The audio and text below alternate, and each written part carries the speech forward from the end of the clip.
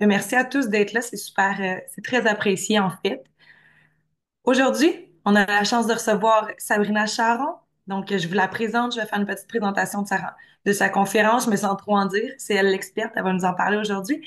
Donc, Sabrina, merci d'être ici. Sabrina est détentrice d'un baccalauréat en géographie de l'Université de Québec à Montréal et d'une maîtrise en sciences de l'environnement de l'Université du Québec à Trois-Rivières. Elle travaille chez Recette Québec depuis 2006, où elle a contribué au développement de nombreux projets. Au cours des 10 dernières années, elle a mis son expertise au profit de la gestion des programmes opérationnels de Recette Québec, de consignes et de gestion des pneus hors d'usage à titre de chef d'équipe et comme directrice des opérations. Depuis 2024, elle est également responsable des dossiers de responsabilité élargie des producteurs, les fameuses REP. Donc, aujourd'hui, vous avez bien compris, on va parler de la responsabilité élargie des producteurs. On va faire un survol des programmes. Il va y avoir des explications sur les deux nouvelles REP sectorielles qui visent les systèmes des consignes et de collecte sélective. Puis, on va également aborder les cadres réglementaires québécois, les enjeux ainsi que les opportunités qui sont en lien avec ces programmes. Donc, je m'arrête ici, Sabrina. Je vais t'inviter à partager ton écran pour pouvoir débuter la présentation.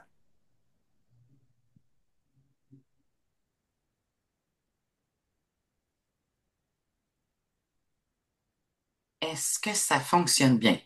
Ça fonctionne parfaitement. Merci. Image et son, les deux. Les deux. Parfait.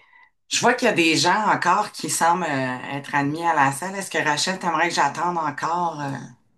Non, on peut Je procéder, puis débute on va. tranquillement. Ils C'est vont ça. se joindre à nous. Parfait, parfait. Ben, merci Rachel et merci au Creux Montérégie pour cette belle invitation de venir parler de responsabilité élargie des producteurs avec vous. J'oserais dire, pas un petit sujet pour un retour d'un beau long congé. Ben beau, si on ne suit pas la météo, d'un long congé de 3 jours. Donc, on va essayer de démystifier un petit peu cette façon de faire-là qui est de plus en plus établie, pardon, dans le monde comme manière de gérer des matières résiduelles. Le Québec, ça fait longtemps qu'on est partie prenante à ça. Les premières règles, vous allez le voir, sont arrivées depuis déjà plus de 20 ans. Donc, on va essayer de faire un beau tour d'horizon, parce que je m'excuse, c'est comme ça que porte le nom de la conférence, justement, ça tombe bien, de tout ce qui se fait en REP au Québec. Donc, je débute avec un petit plan très simple là, de la présentation de cet après-midi. Donc, je crois, parce que voyons, excusez-moi, ce n'est pas la première participation de Recyc Québec. Donc, je crois que la plupart des gens nous connaissent déjà, mais je vais faire un retour rapide sur qu'est-ce qu'on fait, nous, dans la vie. On va faire un tour de l'historique de la REP au Québec. On va passer, pour débuter, les REP par produit. Parce que maintenant, au Québec, on a deux types de REP. On a des REP qui sont par produit, on a des REP sectorielles, donc qui visent des secteurs d'activité au complet. Et on terminera par une période de questions. On a laissé un bel espace aussi pour les questions. Surtout, vous gênez pas. On baigne dans ce sujet-là à tous les jours. Donc, vous gênez vraiment pas là, de poser là, toutes vos questions. Et toutes mes excuses, j'ai oublié de préciser, je suis accompagnée aujourd'hui de Catherine Turcotte, de Recyc Québec également. Elle est chef d'équipe là, pour le programme des pneus hors d'usage et de tous les responsabilités élargies des producteurs, tout comme moi. Donc, ensemble, on gère cette merveilleuse équipe-là. Donc, on gère le programme des pneus et, comme on le disait aussi, tous les reps par produit et les reps sectoriels. Donc, une belle petite équipe qui ne chôme pas. Donc, je débute tout de suite par le rôle de Recyc Québec. Je doute bien, comme je le disais, que certains parmi vous nous connaissent probablement déjà. J'aime bien rappeler un peu c'est quoi la mission. Hein? Faut se ramener parfois à nos origines. Donc, la mission de Recyc Québec, bien évidemment, c'est de gérer des matières résiduelles, mais d'une manière un petit peu plus large, c'est d'amener le Québec à réduire, réutiliser, recycler, valoriser les matières résiduelles dans une perspective, et on est là dans la semaine à ce sujet, dans une perspective d'économie circulaire et évidemment de lutte au changement climatique. Concrètement, qu'est-ce que ça fait Recyc Québec? Ça fait plein de choses. Ça gère des programmes opérationnels comme nous, on fait le programme des pneus hors d'usage, Recyc Québec, le gère de A à Z. On est aussi très impliqués. Ce qu'on vient vous parler ce matin, les responsabilités élargies des producteurs, je laisse ça pour plus tard. On a d'autres programmes, des programmes de reconnaissance comme Mission Recyc Plus. Peut-être que certains parmi vous le connaissent. C'est un programme, ça fait quand même longtemps là, qu'il existe. On a plusieurs programmes d'aide financière, donc on a aidé aussi plusieurs entreprises à travers le temps à faire des projets en gestion des matières résiduelles. On en a encore, il y en a certains qui vont être renouvelés en cours d'année, donc on vous invite aussi à surveiller ça. On fait aussi beaucoup de communication. On a d'ailleurs une campagne de communication mieux consommée à la télé notamment qui vient de débuter. Et on a par exemple aussi notre application, là, je pense qui a plus besoin de présentation, qui est Ça va où? Donc, les gens peuvent mettre sur leur téléphone, ils ont une matière à se débarrasser, ils peuvent aller vérifier, j'ai dit à se débarrasser. Bah, c'est bien, hein, gestion des matières résiduelles. Ils vont sur l'application, donc selon leur localisation géographique, ça va indiquer qu'est-ce qu'ils peuvent faire avec les matières. Fait qu'on est vraiment un peu partout. On travaille aussi les matières organiques, le CRD, résidus de construction, rénovation, démolition. Donc vraiment tout ce qui touche la gestion des matières résiduelles au Québec. Qu'est-ce qu'on vient discuter ici aujourd'hui? Ben, c'est les REP. Comme je disais, c'est pas un sujet léger pour un petit mardi retour de congé. REP, qu'est-ce que ça veut dire? Responsabilité élargie des producteurs. Le concept est un peu dans le nom, c'est-à-dire que c'est une approche qui vise à remettre la responsabilité dans les mains du producteur qui met en marché une matière dans le territoire qui est visé. Donc ici, évidemment, on parle du Québec, donc tout metteur en marché d'une matière visée par un règlement de responsabilité élargie des producteurs doit prendre en charge le système de récupération au complet. Donc la collecte, le transport, le tri, le conditionnement, la revente des matières, tout au complet. L'objectif, évidemment, de ça est de conscientiser notamment les producteurs à ce qu'ils mettent en marché et évidemment de favoriser au travers ça, on le souhaite bien, des démarches d'éco-conception. Pardon. Qu'est-ce que nous, Recyc Québec, on vient faire dans ça? Parce qu'il y a plusieurs intervenants qui agissent au niveau des responsabilités élargies des producteurs. Ici, j'ai mis dans la présentation vraiment le mandat qui nous est donné, c'est-à-dire qu'il est un mandat de surveillance des responsabilités élargies des producteurs. Par contre, j'aime pas tellement quand on utilise le mot surveillance parce que c'est pas comme ça que je vois notre rôle dans les REP. Tiens, je pense que vous avez compris l'acronyme pour le reste de ma présentation. Je préfère nous présenter comme des accompagnateurs, des facilitateurs, des mobilisateurs, des parties prenantes à se réunir autour des programmes, soit qui roulent déjà puis qui ont certains défis, certains enjeux dont on va discuter plus tard, mais aussi beaucoup, surtout les programmes qui sont en démarrage. Là où il faut mettre quand même beaucoup de temps à mobiliser tous les acteurs autour de ça parce que souvent un règlement va arriver, ça va viser une industrie précise. Il faut embarquer cette industrie-là, hein, parce que oui, ça doit être un règlement, mais il faut que les producteurs embarquent pour que ces systèmes-là de récupération fonctionnent. Donc, c'est pour ça que je préfère vraiment nous présenter comme des gens, Recyc Québec, qui a vraiment un rôle dans ce domaine-là, d'accompagner, faciliter, mobiliser, faire dans un certain sens, des fois même de la représentation avec les organismes de gestion, parce que c'est ça, au Québec, tous les matières qui sont visées sont représentées par des organismes de gestion. Et je dois dire qu'on a d'ailleurs une excellente collaboration avec tous les organismes de gestion, que ce soit reconnus ou désignés. Je vous expliquerai la différence un peu plus tard. Et que ces organismes-là travaillent très fort. C'est très difficile de mettre en place des programmes de responsabilité élargie des producteurs. Donc, je tiens quand même à souligner là, l'énorme travail là, qui est fait par ces organismes-là. Donc, on a les organismes qui représentent en fait les producteurs qui sont là pour prendre en charge ce système-là. Il y a nous qui les accompagnons là-dedans. Et il y a évidemment nos collègues au ministère de l'Environnement qui sont responsables de la réglementation. C'est-à-dire que nous, on ne tient pas le crayon, on ne tient pas, je tiens à le préciser, l'efface non plus, ni le correcteur. Donc, le ministère est vraiment responsable de toute la portion réglementation, modification réglementaire et tout ça. Et nous, on est vraiment en charge d'accompagner ces organismes-là dans la mise en place de leurs programmes et évidemment aussi assurer la conformité là, des programmes en lien avec les différents règlements. Historique de la REP au Québec, parce que je le disais en introduction, ça fait quand même longtemps que on baigne dans la REP au Québec. Donc, je vous montre tout de suite l'échelle du temps. On parle quand même des premiers programmes qui ont vu le jour en 2001. On a d'ailleurs souligné, et là, je veux pas me tromper dans mes années, les 20 ans d'existence de la SOGU, qui est celui qui est arrivé en 2024, qui gère les huiles usagées au Québec. Gérer un programme depuis 20 ans, là, c'est beaucoup d'apprentissage. Fait qu'on apprécie beaucoup avoir ces organismes-là aussi près de nous. Parce qu'autant où on en a qui sont arrivés dans les dernières années, autant où on en a qui, ça fait 20 ans qu'ils roulent leur programme, ça peut faire aussi des super beaux partages d'expériences entre des nouveaux organismes et des plus anciens qui ont vécu toutes sortes de choses à travers les années. Donc, on voit les peintures qui sont arrivées en premier, les huiles qui ont suivi.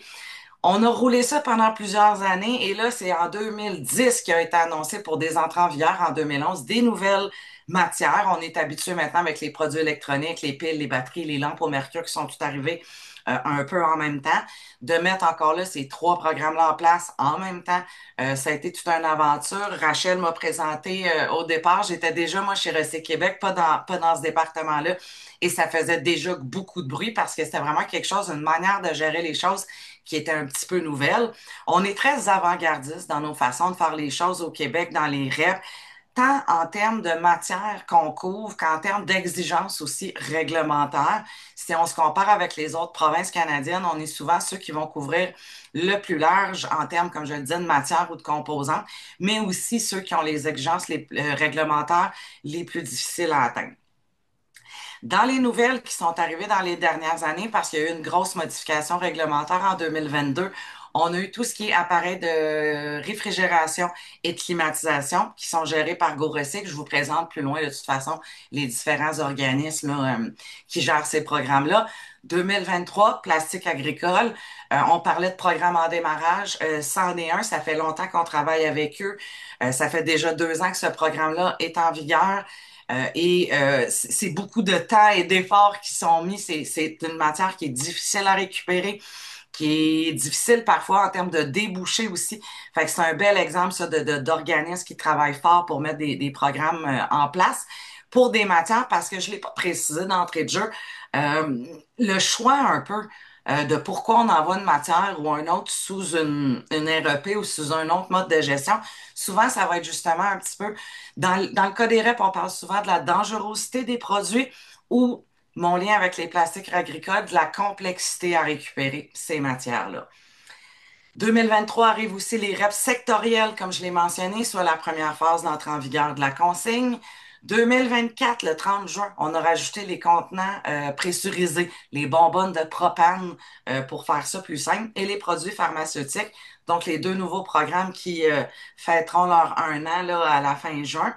2025, un autre gros morceau qui est arrivé, la REP sectorielle sur la collecte sélective, c'était géré via un régime de compensation jusqu'en 2024. C'est maintenant devenu une REP depuis le 1er janvier. 1er mars 2025, la deuxième phase de la consigne, soit l'ajout du plastique qui est arrivé. Et on attend, certains avec impatience diront, le 2027 pour l'ajout de la troisième phase de la consigne. Donc, quand je vous disais, là, on s'échelonne de 2001 à 2027, fait que ça fait très longtemps, comme je le disais, qu'on navigue dans les REP. Et de plus en plus, on a venu d'autres provinces canadiennes nous rejoindre là-dedans et aussi également certains États américains qui commencent à s'intéresser à cette manière de gérer-là. Et on a eu quand même quelques rencontres là, dans les dernières années avec des différents représentants de différents États américains qui viennent un peu voir là, qu'est-ce qu'on fait ici. Et je vous ferai une petite blague parce que ça me fait toujours bien rire. Je pense que on avait reçu des représentants, notamment du Texas, et quand ils ont vu les taux de récupération demandés par les règlements, ils nous ont trouvé un petit peu capotés. C'était très drôle, mais on était très fiers d'être capables de démontrer que oui, au Québec, on est capable d'aller jusque-là. Je vous détaille maintenant un peu plus en détail les REP par produit. Donc, je vous le mentionnais tantôt, je vous les ferai pas tout au complet parce que toutes ces informations-là se trouvent sur le site Internet de Recyc Québec. Seulement porter à votre attention, par exemple, au niveau des huiles usagées, il y a les huiles, mais il y a aussi certaines composantes qui vont être visées. Comme je vous dis, je vous ferai pas le détail, mais ça va souvent couvrir plus qu'une seule matière. Ça reste une catégorie de produits qu'on appelle. On a les organismes de gestion reconnus. Donc, pour tous les REP par produit, ce sont des organismes de gestion reconnus. Et dans les autres REP que je vous présenterai plus loin, sectoriels, ce sont des organismes de gestion désignés. Vous allez me dire pourquoi ils ont mis deux mots différents. Très bonne question. Les organismes de gestion reconnus peuvent être plusieurs à gérer des programmes. Vous le voyez ici, notamment pour les huiles usagées, on a la SOGU, mais il y a des programmes individuels aussi qui peuvent voir le jour. C'est-à-dire que moi, j'ai une entreprise qui met en marché, bon là, on va prendre l'exemple de l'huile parce qu'on est là. Je décide de mettre en place mon propre programme. Je dois répondre aux mêmes exigences qu'un organisme de gestion reconnu, mais moi, je décide de le faire de mon côté. Je vais prendre l'exemple que vous voyez tout au bas de la diapositive, ce que sont Bell et Québécois. C'est que souvent, c'est les entreprises qui vont aller en programme individuel avaient déjà des programmes de récupération. On n'a qu'à penser, comme je disais, le matériel électronique Belle Québécois, on est habitué, souvent on change de modèle, on leur rapporte. Fait qu'eux travaillaient déjà un peu dans ce format-là, donc on décidé au lieu de joindre un organisme, de dire, nous, on va continuer notre propre programme individuel, et ça, le règlement le permet. À la différence importante, ou quand on est en REP sectoriel, c'est un seul organisme pour tout le secteur, sans aucun programme individuel. Fait que c'est une nuance qui est quand même importante. Donc, on a toujours un organisme par produit et parfois, là, il y a un organisme individuel qui a aussi un programme. Et à la fin de l'année, nous, on publie Recyc Québec des bilans sectoriels pour justement prendre en compte l'ensemble des programmes qui visent une matière. Donc, on a les huiles, comme j'ai dit, lampe au mercure, peinture. Les organismes sont là et si vous allez sur notre site Internet, évidemment, vous trouverez le lien là, vers tous les organismes de gestion euh, différents. La même chose ici, donc on voit il y a le produit qui est visé et aussi sa catégorie. Dans le cas des appareils ménagers, petite particularité, il y a deux catégories, résidentielle, commerciale. Il aurait pu décider d'en faire juste une, mais quand on y pense, souvent les producteurs ne sont pas les mêmes. Ceux qui vont faire des frigos commerciaux qu'on trouve dans les épiceries, les choses comme ça, seront pas les mêmes que ceux qui vont vendre les frigos pour le résidentiel. Donc, parce que tout part du producteur, donc il y avait une certaine logique à dire, OK, on va garder le résidentiel ensemble qui sont des producteurs qui vendent les mêmes types d'appareils et les commerciaux. Donc, il y a deux organismes à ce moment-là. Et on ajoute à ça certains individuels aussi. Donc, quand on regarde la catégorie appareils ménagers et de climatisation, on a deux organismes, cinq programmes individuels. Donc, ça vous donne l'idée à quel point ça peut devenir quand même imposant en termes de secteur là, à administrer. Comme je l'ai mentionné, on a les produits agricoles. On est les seuls à avoir fait une REP au Québec sur les produits agricoles. C'est-à-dire que AgriRecup, en anglais Clean Farm, pardon, existe. Ils le font de manière volontaire, mais on est les seuls au Québec que ça se fait par réglementation. Et comme je vous mentionnais, nos deux petits derniers en liste qui sont les produits pharmaceutiques et les contenants de propane. Performance des programmes. Ce que vous voyez ici, c'est les résultats en 2023, parce que chaque organisme de gestion doit soumettre à Recyc Québec son rapport annuel que nous, on analyse. Et évidemment, on vérifie les exigences réglementaires et on fait des recommandations prioritaires à chacun des organismes chaque année. Comme je le mentionnais, c'est un travail assez colossal de mettre en place des programmes comme ça. Donc, c'est pour ça que je dis que quand je mentionnais surveillance, je préfère accompagnement parce que l'idée, c'est vraiment d'atteindre l'exigence réglementaire en ayant des programmes qui sont performants. Faire de la gestion de matières résiduelles, ça a un coût, notamment en termes de transport. Donc, on veut des beaux programmes, mais on veut aussi des programmes qui sont performants. Donc, au travers des organismes que je vous présentais tantôt pour l'année 2023, donc oubliez les récents qui n'étaient pas dans ce bilan-là, on parle de plus de 10 000 points de dépôt partout au Québec. C'est beaucoup de points de dépôt. C'est plus de 3 000 entreprises qui sont membres parce que, comme je le mentionnais, quand on est un producteur et qu'on met en marché une matière qui est visée, on se doit, de par la réglementation, d'être membre de cet organisme de gestion-là.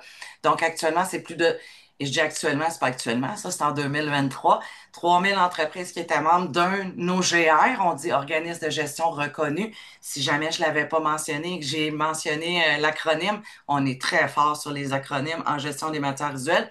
105 000 tonnes de matières récupérées et plus de 8,2 millions de dollars en investissement R&D parce qu'ils ont des investissements aussi obligatoires à faire. Graduellement, ça va aussi avec l'atteinte des taux donc qu'ils ont à faire.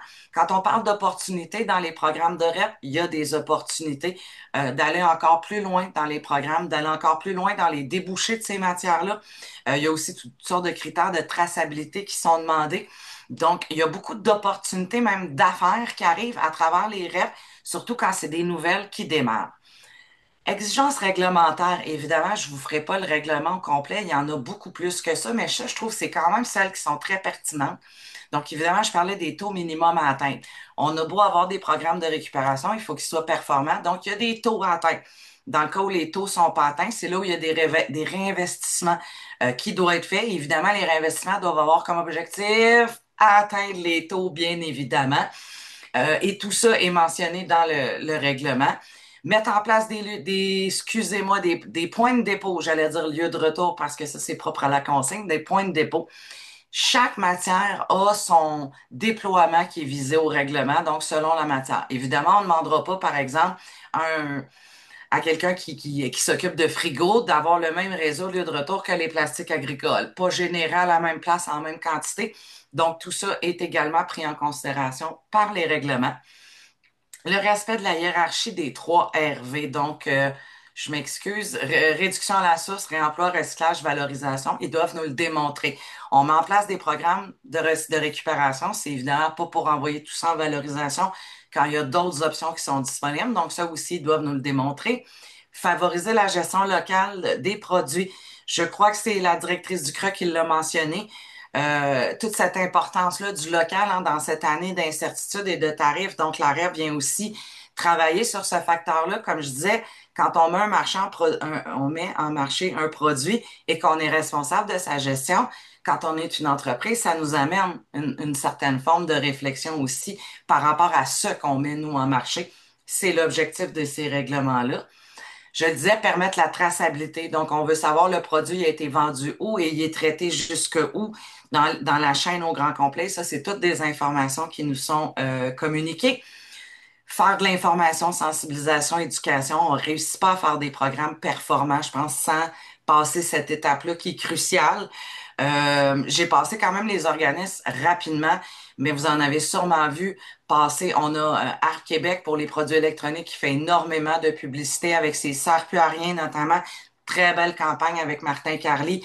C'est des choses qui parlent aux consommateurs et aujourd'hui, pratiquement tout le monde sait que ce programme-là existe. Je le mentionnais, favoriser la R&D. Il y a des critères aussi qui sont demandés, qui sont obligatoires dans les règlements. Je le mentionnais, rendre compte annuellement à Recyc Québec et publier les résultats de leur programme sur leur site web. Donc, si vous voulez avoir plus de détails sur certains axes de certains programmes, tout ça est disponible sur leur site web respectif. Je vous présente aujourd'hui 2023 parce que la semaine dernière, on a reçu les rapports 2024. Donc, nous, notre travail commence, c'est-à-dire faire l'analyse de ces à peu près, je vois pas ma collègue Catherine, mais je pense que cette année, on parle de 20 rapports annuels d'organismes qui nous ont été remis. Donc, nous, notre équipe, on va passer au travers de tout ça et avoir là, des nouveaux, comment je pourrais dire ça, des nouvelles statistiques pour 2024 qui vont être en augmentation parce qu'on ajoute là, des programmes de REP, je vais dire, en s'en allant dans le temps. Je passe rapidement ici toute conformité parce que, comme je l'ai mentionné, ils ont des critères à respecter au règlement. On la présente parce que le taux a diminué, puis on veut juste expliquer pourquoi. C'est des données qui sont dans notre rapport annuel aussi de Recyc Québec. C'est que, comme je le disais, dans les dernières années, il y a eu beaucoup de nouveaux programmes. Et quand on est nouveau, c'est difficile d'arriver avec des super taux et une conformité. Donc, c'est normal finalement que ces taux-là reculent un peu. Puis c'est quelque chose avec lequel on va continuer là, à travailler avec les différents organismes de gestion. Les défis, parce que comme je le disais, il y en a quand on met en place là, ce genre de programme-là. C'est des programmes aussi qui, quand sont déployés à l'échelle de la province au complet.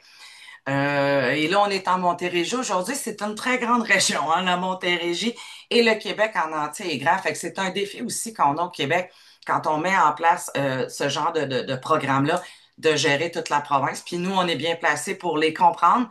On gère le programme de pneus chez Recyc Québec depuis 1999, qui est à la grandeur de la province. Donc, on est conscient que le Québec, c'est très grand. Donc, les défis. La REP est un principe qui est relativement très efficace. On le voit au Québec, on le voit ailleurs. Vous l'avez vu dans les tonnages que je vous ai présentés. Je vais le dire comme ça, quand tous les acteurs du système participent de bonne foi. La question à 100 c'est qu'est-ce qui arrive quand il y a des entreprises qui décident de ne pas assumer leur rôle de citoyen corporatif. Donc, je vous donne 2 exemples aujourd'hui de défis, je vais même le dire, de grands défis dans les REP. Alors, dans la première catégorie, nous avons les resquilleurs. Les resquilleurs, c'est des entreprises qui sont assujetties, donc des producteurs qui sont visés par règlement parce qu'ils mettent une matière en marché, mais qui ne participent pas au système. Ils peuvent être soit pas membres du tout de l'organisme de gestion, là, c'est vraiment des vrais resquilleurs, ou certains sont membres, mais ne déclarent pas les quantités vendues, donc ne déclarent pas les éco-frais qui ont été facturés. Ces enjeux-là, ça crée des gros problèmes de financement pour les organismes de gestion. Parce que, dans le fond, ce qui arrive, c'est qu'ils ramassent, ils récupèrent la matière de tout le monde. Hein. Je vais donner l'exemple des plastiques agricoles. J'arrive dans un point de dépôt, il y a du plastique agricole, c'est pas écrit sur le plastique, c'est qui l'a vendu à l'origine. Donc, AgriRécup doit ramasser tout le plastique agricole qui se trouve là, quand peut-être la moitié, dans le fond, des producteurs qui ont vendu cette matière-là ne sont pas bons et n'ont pas payé les éco-frais AgriRécup. Donc, ça fait des très hauts frais de fonctionnement pour des montants qui n'arrivent pas. Et là, vous allez me dire, ben, ça a bien dû être prévu dans les règlements. Oui, en effet, il y a des mécanismes pour assurer la conformité de ces règlements-là. Par contre, c'est difficile à appliquer parce qu'il faut aller chercher ces producteurs-là. Et ça, c'est le Bureau de contrôle en environnement qui s'occupe de ça. C'est eux vraiment qui ont le mandat de faire ça et il y en a beaucoup quand même des resquillards. Donc, ils sont sur le dossier depuis au moins une bonne année. Ils tentent de trouver, d'améliorer leur procédure là, pour justement essayer de prendre ces cas-là en charge un peu plus rapidement. Parce qu'évidemment, si moi je suis un producteur, je ne facture pas d'éco-frais, je ne déclare pas à mon OGR, je vends mon produit moins cher que le producteur à côté de moi qui, lui, est conforme en termes de réglementation, facture son éco-frais. Fait que ça amène aussi une forme de concurrence déloyale. Et là, je vous rajoute aussi tout ce qui est hors Québec. Des producteurs qui sont hors Québec, facturent rien, peuvent avoir des coûts de vente beaucoup moins cher qu'un producteur au Québec. Et c'est absolument pas ça l'idée de la REP, c'est pas de défavoriser les entreprises au Québec. Fait que je vous dirais que ça, c'est un des dossiers de l'heure là, dans les défis des REP par produit. Un autre défi, les réseaux parallèles. Donc, dans les règlements REP, ça dit que toute entreprise qui récupère une matière qui est visée par un règlement doit le faire en collaboration avec l'OGR. Des fois, c'est pas le cas. On n'a qu'à penser au matériel informatique, et là, je vise personne ici là, de spécifique. Par exemple, il y a des entreprises qui revendent des ordinateurs, revendent des cellulaires usagés. Tout ce qui est la revente usagée, ça arrive des fois qu'ils sont pas membres de l'organisme de gestion. Donc, ces quantités-là sont juste pas déclarées, sont comme absentes du système. Fait que ça, c'est sûr que pour l'organisme, ça y pose un problème pour ses taux de récupération. Parce que toute cette matière-là qui s'en va vers des réseaux parallèles n'est pas déclarée, donc a un impact avec ces taux. On le sait que c'est récupéré, mais on n'est pas capable de le calculer. J'ai nommé le matériel informatique, mais tout ce qui est appareil électroménager aussi, c'est un cas. Les ferrailleurs au Québec récupèrent ces matières-là depuis, je vais dire ça comme ça, toujours. Donc, eux, qu'il y a eu une REP qui s'est installée, qui ont plus le droit de le faire. Certains le savent, certains, il y en a qui le savent pas non plus. Toutes mes excuses. Donc, encore là, quand moi, je suis pas capable d'aller chercher mes produits, ben, ça crée cette espèce de déséquilibre-là aussi. Ça, c'est le deuxième dossier de l'heure dans les reps par produit. Maintenant, nos deux nouvelles grandes reps, parce que je vous ai présenté des 100 000 tonnes de matière tantôt. Ça ne sera rien de comparable avec ces deux nouvelles reps-là. C'est pour ça qu'on les présente séparées, parce que c'est un peu comme deux univers où là, on tombe dans des rêves de grande mise en marché, si je peux les présenter comme ça. On parle ici des contenants consignés et de la collecte sélective. Donc, contenants consignés, on vise tout ce qui est contenant prêt à bord de 100 000 litres à 2 litres. Il s'en vend à terme en 2027, lorsqu'on aura consigné le plastique, le verre, excusez-moi, le plastique, j'ai oublié l'aluminium, le plastique, le verre et les contenants multicouches, les cartons de lait, là. C'est 5 milliards de contenants par année qui sont vendus au Québec. C'est énormément de contenants à gérer. Donc, c'est pour ça que je vous dis qu'en termes de quantité de matière, c'est énorme. Et ça, c'est une. Quand on tombe sur la collecte sélective, on fait fois 8 la quantité de cette matière-là. Donc, oui, maintenant, la collecte sélective est aussi gérée en responsabilité élargie des producteurs. Tout ça en ayant comme objectif de favoriser une éco-conception. Je vous résumerai pas tout ce qui est écrit là. Grosso modo, pour la collecte sélective, ce qui va être visé, c'est un peu ce qu'on entendait avant, les contenants, les emballages et les imprimés. C'est beaucoup de matière, mais c'est de la matière intéressante au niveau justement de l'éco-conception. Hein. Si on pourrait parler d'emballage, je pense qu'on pourrait parler toute la journée. Donc ça va venir justement, on l'espère bien, conscientiser ces entreprises-là qui mettent en marché des produits emballés, juste d'avoir la réflexion, est-ce que j'utilise le meilleur emballage pour mon produit?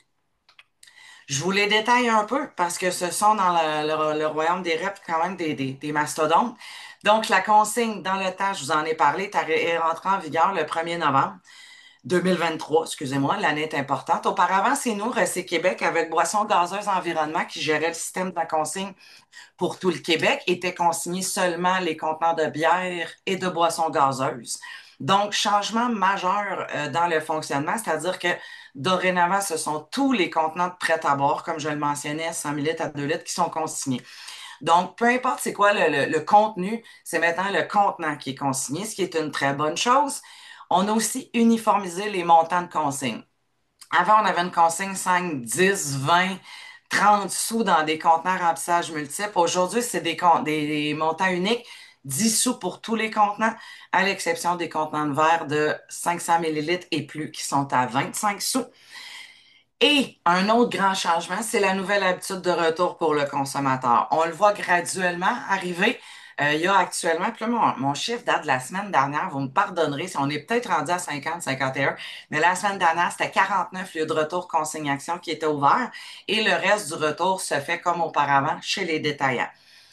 Le règlement a une échéance au niveau de l'ouverture de ces lieux de retour-là. La première échéance est de 100 au 1er septembre cette année pour monter comme ça à chaque 6 mois de 100 pour se rendre à 400 lieux de retour pour le 1er mars 2027, soit l'entrée en vigueur du verre et du contenant multicouche. Donc, il y aura un changement dans l'habitude parce que depuis toujours, le consommateur rapporte ça chez son détaillant en alimentation. Et dorénavant, ou du moins à terme de ce système-là, ça sera pratiquement uniquement dans les lieux de retour consigne-action qu'on verra le déploiement évidemment se poursuivre. Il va rester quand même quelques détaillants dans le système. Il va rester aussi en région éloignée notamment. Et il y a des détaillants qui ont décidé de se regrouper pour faire ce qu'on appelle des kiosques extérieurs.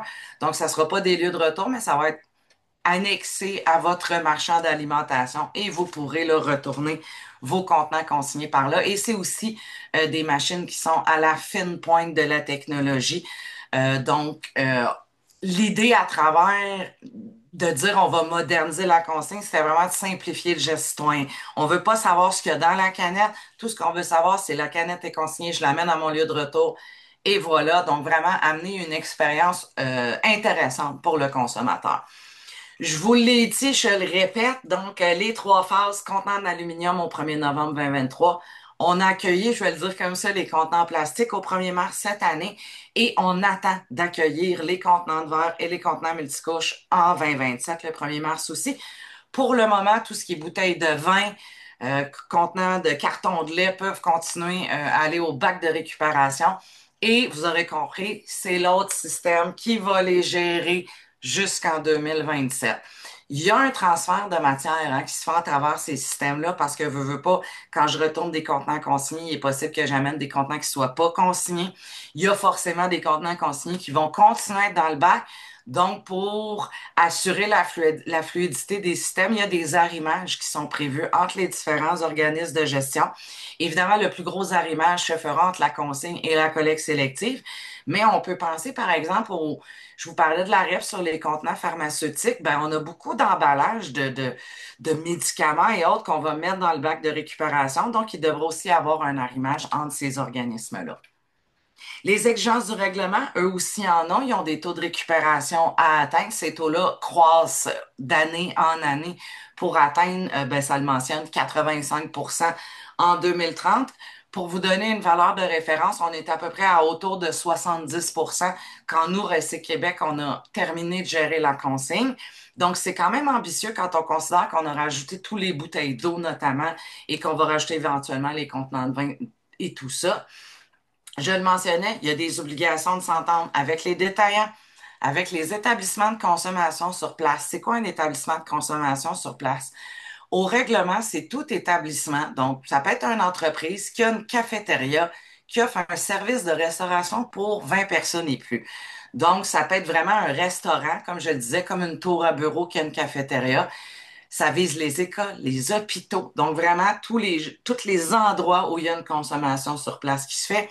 Le règlement vise aussi les territoires éloignés, pas un enjeu dans la consigne parce que c'était quand même déjà beaucoup desservi et comme je le mentionnais, des arrimages avec les autres systèmes. Je vous présente rapidement ici l'image un peu de la consigne que vous avez sans doute vu passer dans les derniers mois Donc, on est parti avec 10 cents, ça vaut la peine quand on a fait l'entrée en vigueur pour l'aluminium, après le plastique. Et vous avez en tout temps là, sur le site de Consigne Action la liste des lieux de retour. Donc, au fur et à mesure où les lieux de retour ouvrent aussi, vous les voyez, ce sont les picots verts et blancs. Il y a deux types différents de lieux de retour. Consigne Action, les plus petits.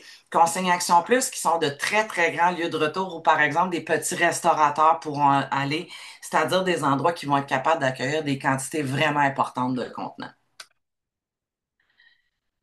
Le deuxième gros chantier ou gros monstre de REF, la modernisation de la collecte sélective. Je vous rassure, on n'est pas les seuls au Québec à avoir cette idée de fou, c'est-à-dire de passer en responsabilité élargie des producteurs. La collecte sélective, ça se fait ailleurs au Canada. Il y a la Colombie-Britannique notamment qui a transité vers ce système-là depuis quelques années déjà. Je le répète parce que dans la collecte sélective, c'est vraiment un changement important. Ça l'est pour les autres aussi, mais celui-là, c'est un changement important parce que c'est la responsabilité financière, opérationnelle, communicationnelle de tout le système de collecte sélective qui est remis dans les mains des producteurs. Évidemment, comme je le disais, les producteurs vont pas gérer ça. Ils sont peut-être 3000, donc ils se regroupent ensemble sous un organisme qui est dans le cas de la collecte sélective Éco-entreprise Québec. Dans le cas de la consigne, c'était Consigne Action. Et c'est eux qui ont en charge finalement le système au grand complet. Évidemment, dans le cas de la collecte sélective, ça ne pourra pas se faire sans partenariat avec les municipalités qui ont déjà la responsabilité ou qui avaient la responsabilité des contrats jusqu'à cette année, l'an prochain, parce qu'il y a une petite particularité, sinon ça serait beaucoup trop simple. Donc, partenariat avec les municipalités parce qu'ils devront prendre en charge les collectes de transport, tri, conditionnement, l'ensemble finalement de la chaîne.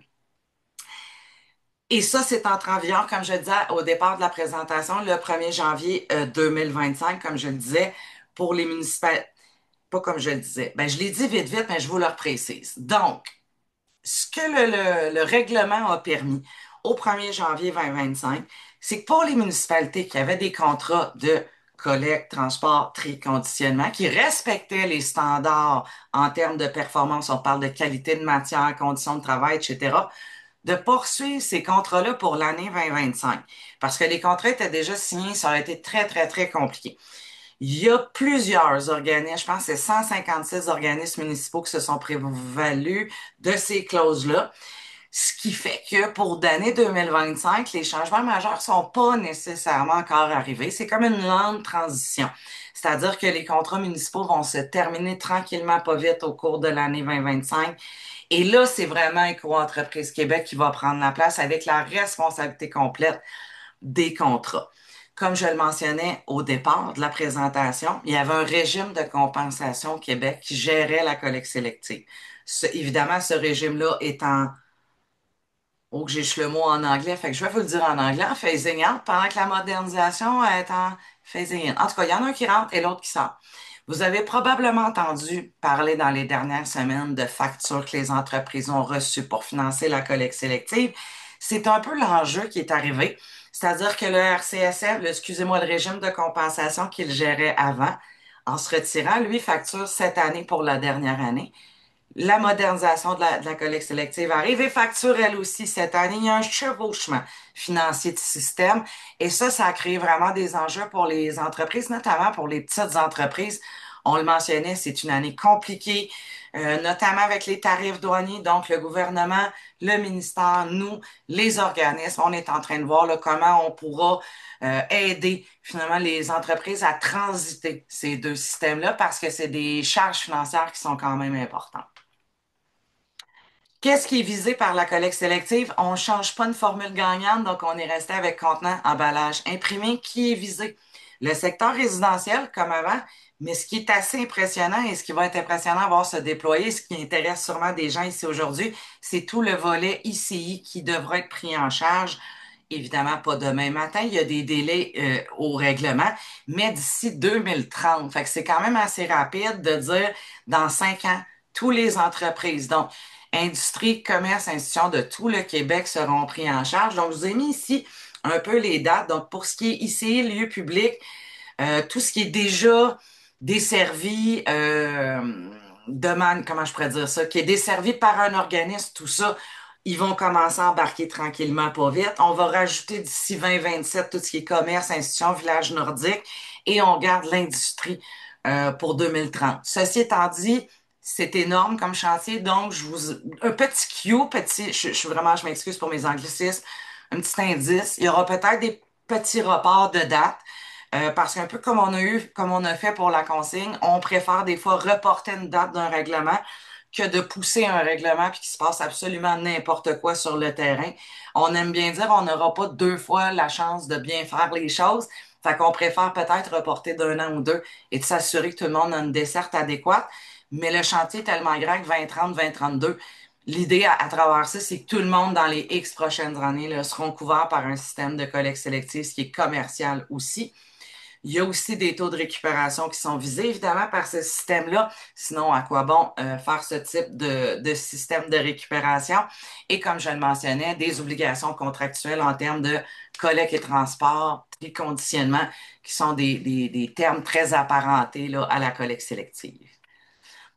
Même chose ici, vous avez probablement vu la campagne publicitaire de Back Impact, campagne télé que vous voyez à gauche, campagne réseaux sociaux qu'on voit dans le milieu, et le reste, c'est plutôt des outils qui ont été développés notamment pour les municipalités. C'est un gros changement, hein? Les villes, organismes municipaux, que ce soit une MRC, un organisme ou la ville elle-même, étaient responsables du bac bleu, d'informer ses citoyens, tout ça. Et c'est un gros changement. Donc, Éco-entreprise Québec a fourni des trousses, des boîtes à outils pour les municipalités. Tout ça se trouve évidemment sur leur site web et le nom de la campagne, Bac Impact. Les défis, parce que eux aussi en ont. Rapidement, au niveau de la consigne, je pense que vous l'avez vu, c'est des dossiers qui se suivent beaucoup aussi dans les journaux récemment. Donc, pour la consigne, ils sont en enquête administrative actuellement. C'est pas un secret, ça devrait se terminer bientôt. Par contre, ils ont réussi à régler leurs enjeux de financement. Donc, on reprend le déploiement. On va suivre les ouvertures des lieux de retour, comme je vous mentionnais, une échéance de 100 le 1er septembre qui va être très suivi. Pour la collecte sélective, même chose, je l'ai mentionné, le changement des contrats entre le municipal et éco-entreprise qui devra se faire au cours de l'année, au début de l'an prochain maximum. Et du côté, je vais être très transparente avec vous, de Recyc Québec, une grande question qu'on a, c'est la qualité des matières qu'ils vont obtenir. Je l'ai pas mentionné, mais avant, les villes étaient souvent assez sélectives dans ce qui pouvait être mis dans le bac. On a pendant des années parlé de polystyrène, on le met-tu dans le bac, on le met pas. Maintenant, cette question-là ne se pose plus. Contenant, emballage imprimé, hop, dans le bac. Donc, c'est sûr que nous, on va suivre aussi avec grande attention la qualité de ce qu'il va avoir comme matière et évidemment les débouchés qui vont être associés à ça. L'objectif est de gérer tout ça avec des coûts qui soient acceptables pour REEQ et évidemment pour le citoyen. Ça faisait le tour pour moi. Je suis désolée, c'est vraiment beaucoup, beaucoup d'informations. Je pense que je vous ai envoyé assez rapidement. On serait prête. Parce que Catherine me donnera aussi probablement un coup de main là, s'il y a des questions.